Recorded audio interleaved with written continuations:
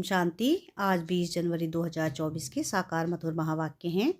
मीठे बच्चे, तुम कल्याणकारी बाप के बच्चों का कर्तव्य है सर्व का कल्याण करना, सबको बाप की याद दिलाना और ज्ञान दान देना।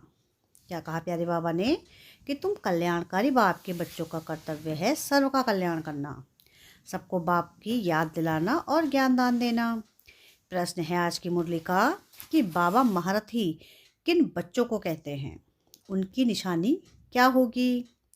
क्या प्रश्न है आज का कि बाबा महारथी किन बच्चों को कहते हैं और उनकी क्या निशानी होगी।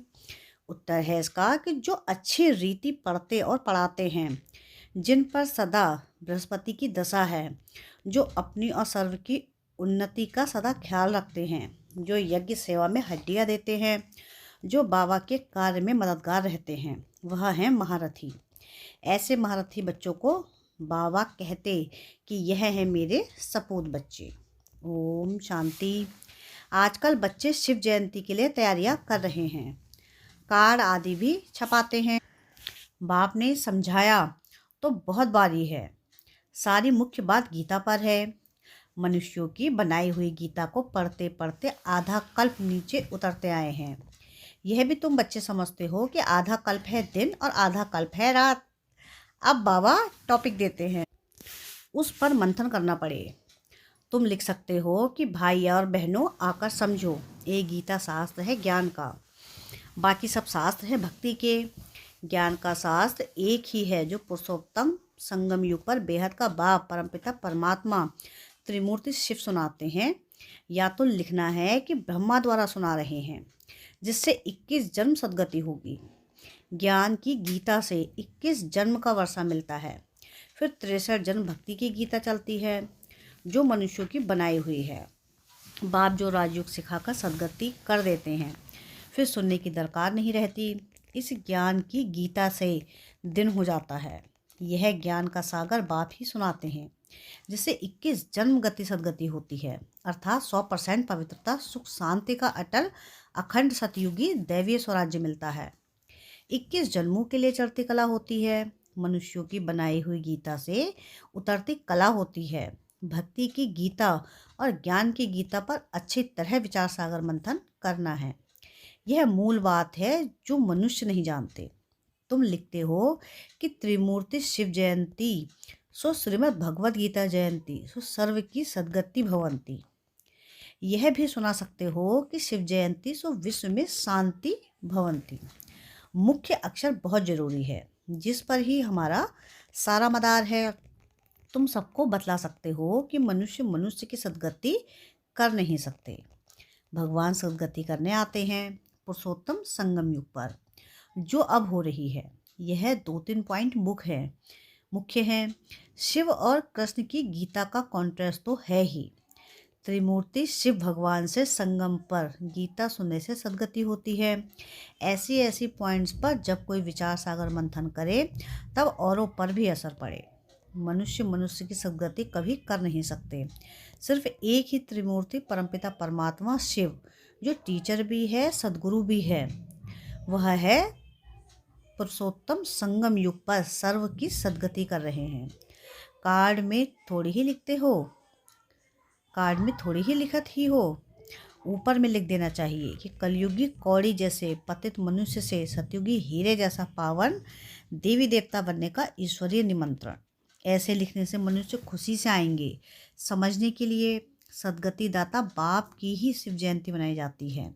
एकदम क्लियर अक्षर हो। मनुष्य तो भक्ति मार्ग में कितने ढेर शास्त्र पढ़ते हैं, माथा मारते हैं। यहाँ 1 सेकंड में बेहद के बाप से मुक्त जीवन मुक्ति मिलती है। जब बाप का बनकर उनसे नॉलेज लेते हैं तो जीवन मुक्ति अवश्य ही मिलेगी। पहले मुक्ति में जाकर जैसा पुरुषार्थ किया होगा, ऐसे जीवन मुक्ति में जरूर आएंगे। जीवन मुक्ति मिलती जरूर है, फिर शुरू में आए वो पिछाड़ी में आए। पहले जीवन मुक्ति में आएंगे, फिर जीवन बंध में। ऐसी मुख्य पॉइंट्स अगर धारण करें तो भी बहुत सर्विस कर सकते हैं। अगर बाप को जानते हो तो दूसरों को भी परिचय दो। किसको परिचय नहीं देते तो गोया ज्ञान नहीं है। समझानी तो दी जाती है, परंतु तकदीर में नहीं है। कल्याणकारी बाप के बच्चे तो कल्याण करना चाहिए। नहीं तो बाप समझेंगे यह कहने मात्र के कहते हैं कि हम शिव बाबा के बच्चे हैं, कल्याण तो करते नहीं।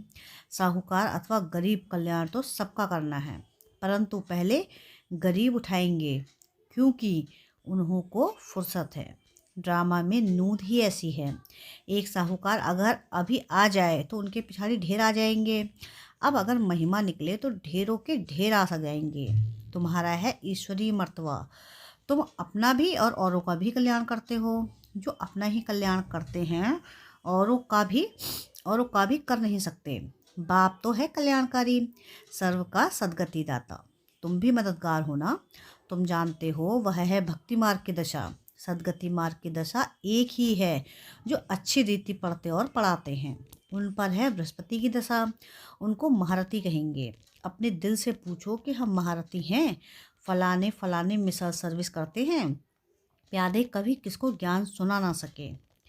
अगर किसका कल्याण नहीं करते तो अपने को कल्याणकारी बाप का बच्चा क्यों कहलाना चाहिए। बाप तो पुरुषार्थ कराएगा। इस यज्ञ सेवा में हड्डियां भी देनी चाहिए, बाकी सिर्फ खाना पीना सोना व सर्विस हुई क्या। ऐसे तो जाकर प्रजा में दास दासी बनेंगे। बाप तो कहते हैं कि पुरुषार्थ कर नर से नारायण बनो। सपूत बच्चों को देख बाप भी खुश होंगे। लौकिक बाप भी देखते हैं कि यह तो बहुत अच्छा मर्तबा पाने वाला है, तो देखकर खुश होंगे। पारलौकिक बाप भी कहते हैं कि बेहद का बाप भी कहते हैं कि हम तुमको विश्व का मालिक बनाने आए हैं, अब तुम औरों को भी बनाओ। बाकी सिर्फ पेट की पूजा करने से क्या फ़ायदा होगा। सबको सिर्फ यही बताओ कि शिव बाबा को याद करो। भोजन पर भी एक दो को बाप की याद दिलाओ तो सब कहेंगे कि इनकी शिव बाबा से बहुत प्रीत है। यह तो सहज है ना, इसमें क्या नुकसान है। आदत पड़ जाएगी तो खाते रहेंगे और बाप को भी याद करते रहेंगे। दैवीय गुण भी जरूर धारण करने हैं। अभी तो सब पुकारते हैं कि हे पतित पावन आओ, तो जरूर पतित हैं। शंकराचार्य भी शिव को याद करते हैं क्योंकि वही पतित पावन हैं।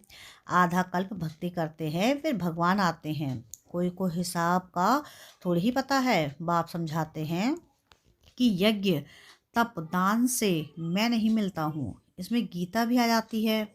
यह शास्त्र आदि पढ़ने से कोई की सद्गति नहीं होती है। गीता वेद उपनिषद सब हैं भक्ति मार्ग के। बाप तो बच्चों को सहज राजयोग और ज्ञान सिखलाते हैं, जिससे राजाई प्राप्त कराते हैं। इसका नाम ही है राजयोग। इसमें पुस्तक की कोई बात नहीं। टीचर स्टडी कराते हैं पद प्राप्त कराने के लिए, तो फॉलो करना चाहिए। सबको बोलो कि शिव बाबा को याद करो, वह हम सब आत्माओं का बाप है। शिव बाबा को याद करने से विकर्म विनाश होंगे। एक दो को सावधान कर उन्नति को पाना है। जितना याद करेंगे उतना अपना ही कल्याण है। याद की यात्रा से सारे विश्व को पवित्र बनाएंगे। याद में रहकर भोजन बनाओ तो उसमें भी ताकत आ जाएगी। इसलिए तुम्हारे ब्रह्मा भोजन की बहुत महिमा है। वह भक्त लोग भोग लगाते हैं तो भी राम राम कहते रहते हैं। राम नाम का दान देने हैं राम नाम का दान देते हैं। तुमको तो बुद्धि में घड़ी घड़ी बाप की याद रहनी चाहिए।